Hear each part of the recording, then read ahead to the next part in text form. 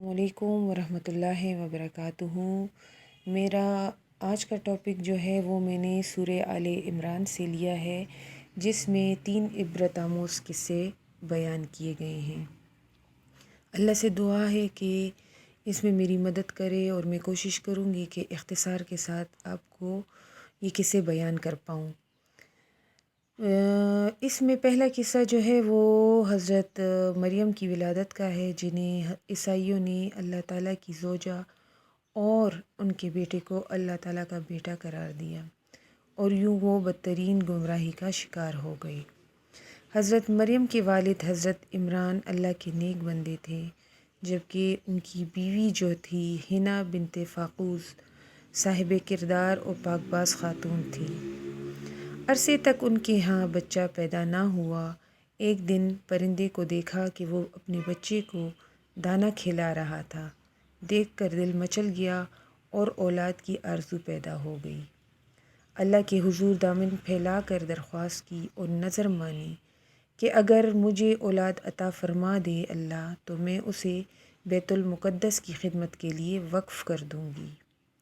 اللہ جل شانہ نے دعا قبول فرما لی اور ان کے ہاں بیٹی پیدا ہوئی۔ دستور یہ تھا کہ بیت المقدس کی خدمت کے لیے لڑکوں کو قبول کیا جاتا تھا اور لڑکیوں کو قبول نہیں کیا جاتا تھا۔ ایک سانحہ یہ بھی پیش آ گیا کہ نومولود بچی کے والد انتقال فرما گئے۔ اللہ تعالیٰ نے سابق دستور کے خلاف زوجہ عمران کی نظر قبول فرما لی اور اپنے زمانے کے بہترین انسان حضرت زکریا علیہ السلام کو بچی کی کفالت اور تربیت کے لیے منتخب فرما لیا۔ پہلی بچی تھی جو بیت المقدس کے لیے منتخب کر لی گئی تھی، اور اسے بیت المقدس کے ہی ایک کمرے میں رکھا گیا اور حضرت زکریا ان کی کفالت کرتے تھے۔ ایک دن جب حضرت زکریا ان کے کمرے میں گئے تو انہوں نے دیکھا کہ ان کے کمرے میں بے موسم کے پھل پڑے ہوئے ہیں۔ انہوں نے مریم سے دریافت کیا، اے مریم، یہ رزق تمہارے پاس کہاں سے آتا ہے؟ جواب دیا کہ اللہ کے ہاں سے آتا ہے، بے شک اللہ جسے چاہتا ہے بے حساب دیتا ہے۔ اس میں یہ پہلا قصہ ہے جو حضرت مریم کا تھا، اور دوسرا قصہ اس میں حضرت زکریا کا ہے۔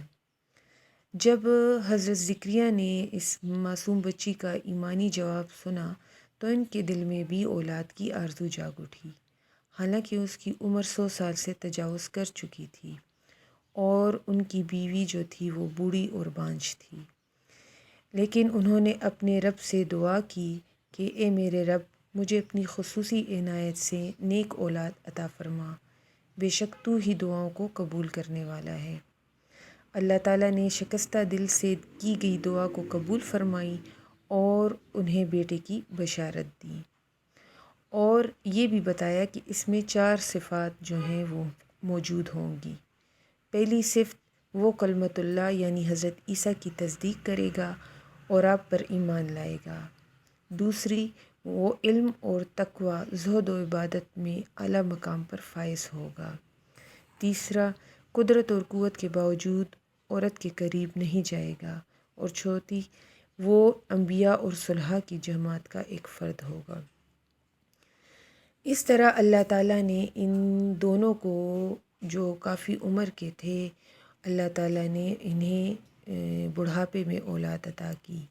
اور تیسرا عبرت آموز قصہ حضرت عیسیٰ کی ولادت کا ہے، جن کا واقعہ عجیب ترین ہے، کیونکہ آپ کی ولادت والد کے بغیر سراسر معجزانہ طریقے سے ہوئی۔ جب فرشتوں نے حضرت مریم کو بیٹے کی ولادت کی خبر دی تو انہوں نے بڑے تعجب سے کہا، میرے ہاں بچہ کیسا پیدا ہوگا، حالانکہ مجھے کسی انسان نے ہاتھ تک نہیں لگایا۔ اللہ کی طرف سے جواب دیا گیا کہ اسی طرح ہو جائے گا، کیونکہ اللہ تعالیٰ جو چاہتا ہے پیدا کرتا ہے۔ جب وہ کسی کام کے کرنے کا فیصلہ کر لیتا ہے تو اس سے کہتا ہے ہو جا، پس ہو جاتا ہے۔ سیدنا مسیح کو باری تعالیٰ نے مختلف معجزات عطا فرمائے، لیکن ان معجزات کو دیکھ لینے کے بعد یہود کو ایمان قبول کرنے کی سعادت حاصل نہ ہوئی اور انہوں نے آپ کو قتل کرنے کا عزم کر لیا۔ دوسری طرف اللہ تعالیٰ نے آپ کو بچانے کی تدبیر کر لی۔ پھر سب نے دیکھ لیا کہ اللہ کی تدبیر غالب رہی اور اللہ تعالیٰ نے فرمایا انہوں نے بھی تدبیر کی اور اللہ نے بھی تدبیر کی اور اللہ سب تدبیر کرنے والوں سے اچھا ہے۔ یہ 3 قصے میں نے سورہ آل عمران میں سے لی ہیں۔ امید ہے کہ آپ کو پسند آئی ہوں گی، اس دعا کے ساتھ کہ اللہ تعالیٰ ہماری اس خدمت کو قبول فرمائے۔ آپ سے دعا کی التجا ہے، دعاؤں میں یاد رکھیے۔ وما علینا الا البلاغ۔ السلام علیکم ورحمۃ اللہ وبرکاتہ۔